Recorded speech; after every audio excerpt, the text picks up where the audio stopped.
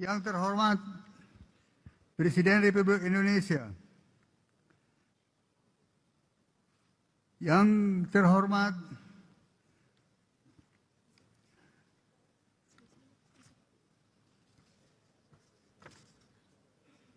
Wakil Presiden ke-6 Bapak Tri Sutresno, yang terhormat Wakil Presiden ke-10 dan ke-12 Bapak Yusuf Kala, yang terhormat Wakil Presiden ke-11 Bapak Budiono, yang terhormat Bapak Prabowo Subianto, Presiden terpilih Republik Indonesia.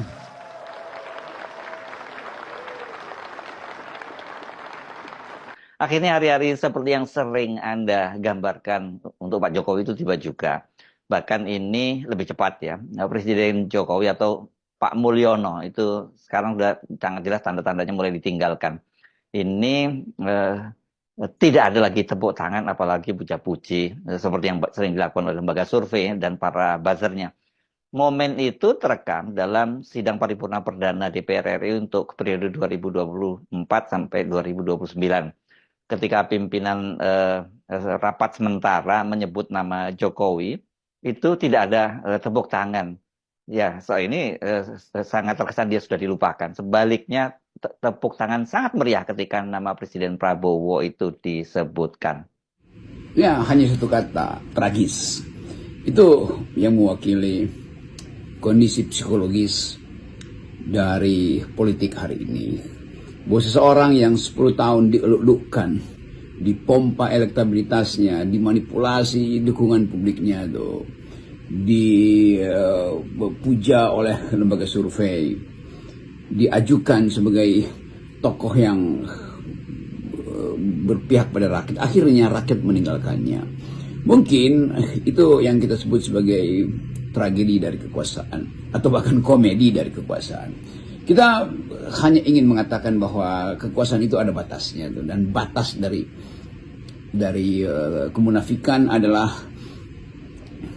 ketidakmampuan untuk memulihkan dirinya sendiri. Setiap orang mampu untuk mengatasi keadaan psikis yang memburuk, tetapi kalau itu udah menyangkut hinaan pada keluarga, cacian pada keluarga, kita mulai merasakan bahwa ada kejujuran sebetulnya. Publik memberi kejujuran yang selama 10 tahun itu dimanipulasi oleh kekuasaan di sekitar beliau itu.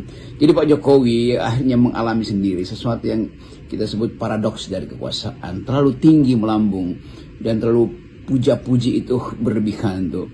Lalu dia akhirnya tiba pada kesepian, bukan kesepian metafisik tapi kesepian politik.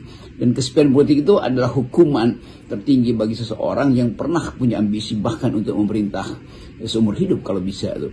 Jadi kita melihat bagaimana batin manusia itu diombang-ambingkan antara harapan dan kenyataan.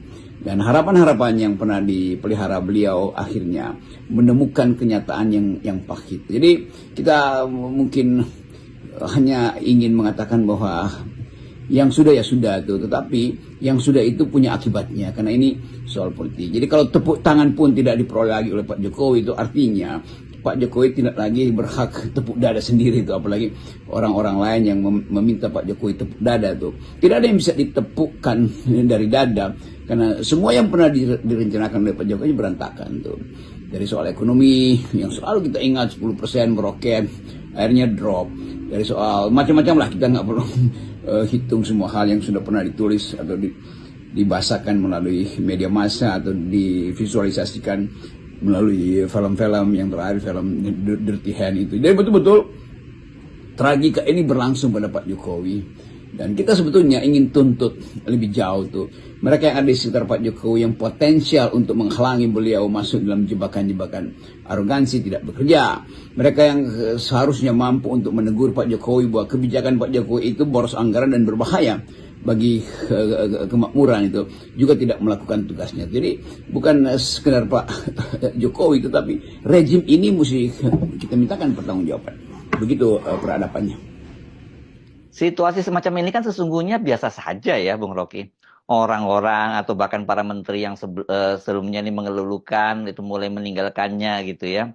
Nah, saya kira semua orang sudah paham soal itu. Tapi saya kira bagi Pak Jokowi ini menjadi sangat tragis. Karena kan dia ini masih terus berusaha cawe-cawe setelah sebelumnya dia gagal memperpanjang masa jabatannya. Jadi saya kira ini realitas yang tidak siap lah dihadapi oleh Pak Jokowi. Yang tidak jujur dari pendukung-pendukung beliau adalah satu persatu mulai ikut mencemooh beliau, mulai mengundurkan atau bahkan melarikan diri, seolah-olah menganggap bahwa politik itu hanya sekedar kesempatan untuk memperoleh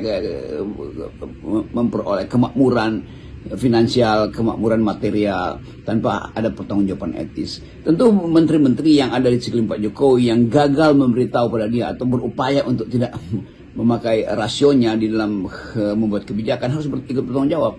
Kalangan masyarakat sipil yang bergerombol di sekitar KSP yang ingin berharap supaya Jokowi itu masih bisa dikembalikan mentalitasnya itu akhirnya gagal karena mereka sendiri dari awal sebetulnya memanipulasi kedudukan mereka sebagai masyarakat sipil, wakil masyarakat sipil, dan mulai ikut di dalam tata bahasa istana itu. Jadi mereka yang pernah mendapat jabatan dari Pak Jokowi seharusnya berterima kasih pada beliau dengan cara ikut serta tenggelam bersama beliau, ikut serta merasakan misteri dari Pak Presiden Jokowi. Jadi kita masih lihat senyum Pak Presiden, tapi kita tahu itu senyum yang dipalsu-palsukan atau dipaksa-paksakan tuh. Kecemasan beliau setiap malam melihat berita-berita di media massa yang memberi nilai buruk pada Indonesia, dia pendam sebetulnya tuh. Tetapi dalam situasi khusus kita bisa lihat sudut-sudut tertentu dari seseorang yang pernah berkuasa dan akhirnya kehilangan wibawanya tuh. Nah, kehilangan wibawa itu artinya kehilangan masa depan. Jadi kita masih melihat bagaimana orang sekitar Pak Jokowi itu udah di akhir masa jabatannya masih pamer-pamer kemewahan, masih berupaya untuk seolah-olah nggak ada masalah dengan 10 tahun ini, dan mereka masih ngalor ngidul atau cawe-cawe mondar-mandir di stasiun TV untuk meyakinkan bahwa tidak ada yang salah dengan Pak Jokowi. Jadi kelihatannya ada semacam peradaban buruk atau bahkan peradaban busuk di dalam masyarakat sipil kita yang dulu kita utus masuk ke istana untuk membackup Pak Jokowi, tapi akhirnya mereka going native, sama-sama menjadi penjilat tuh, berupaya untuk membungkus Jokowi seolah-olah dia adalah raja, seolah-olah dia adalah dewa penolong, seolah-olah dia adalah makhluk sempurna, bahkan disama-samakan dengan Nabi kan. Jadi penjilatan itu yang kita sebut secara umum manipulatif itu dibungkus dengan feodalisme, lalu tumbuh jadi arogansi dan akhirnya menjadi peralatan untuk saling menguatkan diri hari-hari ini, padahal masing-masing berupaya untuk lari dari tanggung jawab. Jadi kita bisa beri tagihan etis pada kawanan ini atau gerombolan atau kelompok ini, tapi harus datang dari pengakuan mereka sendiri, seperti bahwa mereka memanipulasi kedudukan politik Jokowi untuk sekedar menempel pada kekuasaan. Jadi tempel menempel atau nebeng-menebeng itu yang membuat demokrasi kita menjauh dari esensinya, yaitu keinginan untuk mengaktifkan akal pikiran, keinginan untuk memperkuat lembaga-lembaga demokrasi. Mereka masyarakat sipil kita yang harusnya ikut bertanggung jawab, yang harusnya ikut menerima akibat dari tiadanya tepuk tangan lagi pada Pak Jokowi.